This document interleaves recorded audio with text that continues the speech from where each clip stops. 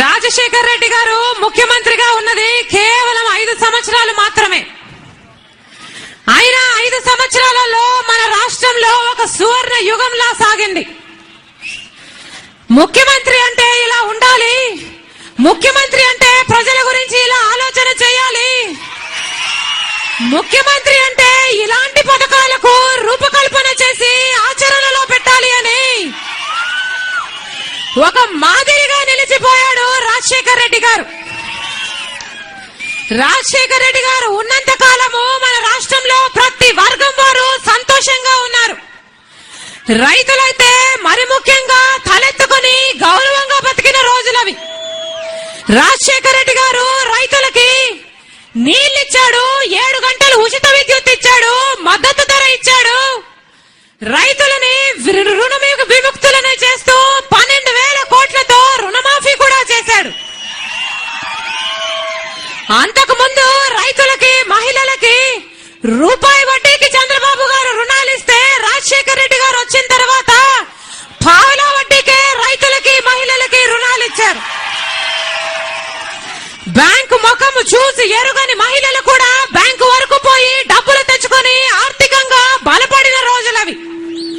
విద్యార్థుల కోసము రాజశేఖర్ రెడ్డి గారు కన్న తండ్రి స్థానంలో నిలబడి ఆలోచన చేశారు కనుకనే మీరు ఏది కావాలంటే అది చదువుకోండి, డబ్బు లేని కారణంగా మీ చదువు ఆగిపోకూడదు,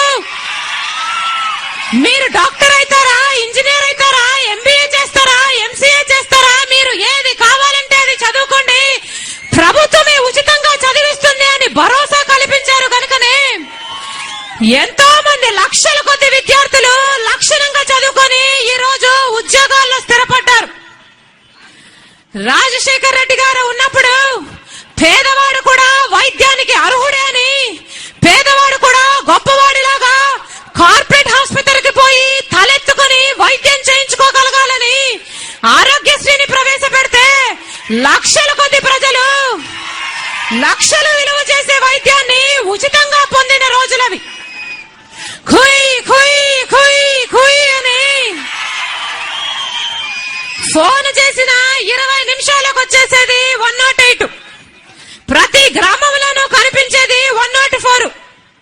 లక్షల కొద్ది పక్కా ఇళ్లను రాజశేఖర్ రెడ్డి కట్టాడు కనుకనే ఈ రోజు ఆ ఇళ్లు పొందిన వాళ్ళు రాజశేఖర్ రెడ్డి గారిని గుండెల్లో పెట్టుకుని పూజించుకుంటున్నారు. అభయహస్తం అయితేనేమి, ఉపాధి హామీ అయితేనేమి, ఇలాంటివి ఎన్నో పథకాలు రాజశేఖర్ రెడ్డి గారు అద్భుతంగా చేసి చూపించారు. ఇన్ని పథకాలు చేసి కూడా రాజశేఖర్ రెడ్డి గారు ఏ ఒక్క రోజు ఏ ఒక్క ఛార్జీ కూడా పెంచలేదు.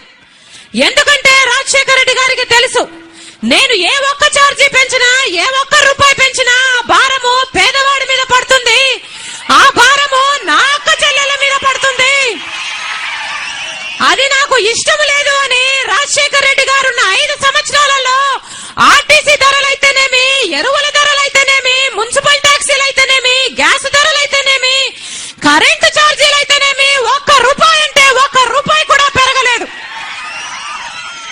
1 రూపాయి ఛార్జీలు పెంచకుండానే, కొత్త పన్నులు వేయకుండానే అన్ని అభివృద్ధి కార్యక్రమాలు చేసి చూపిన రికార్డు ముఖ్యమంత్రిగా నిలిచారు రాజశేఖర్ రెడ్డి గారు. కిరణ్ కుమార్ రెడ్డి గారు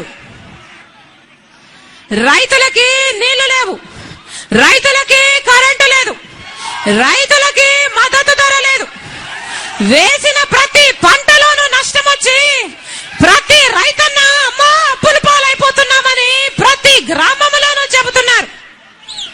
మహిళలైతే ఛార్జీలన్నీ పెరిగిపోయాయమ్మా, ధరలన్నీ పెరిగిపోయాయి తల్లి, ఎంత పని చేసినా 100-150 కంటే రావడం లేదు, ఇల్లు గడవడం కష్టమైపోయింది, పిల్లల్ని కూడా ఈ రోజు స్కూలుకు పంపించకుండా కూలీకి తీసుకువెళ్తున్నాము, పిల్లలకు వచ్చే కూలీ డబ్బులు కలుపుకుంటే తప్పితే ఇల్లు గడవని పరిస్థితి అని ప్రతి గ్రామంలోనూ ప్రతి అక్క చెల్ల చెబుతూనే ఉంది.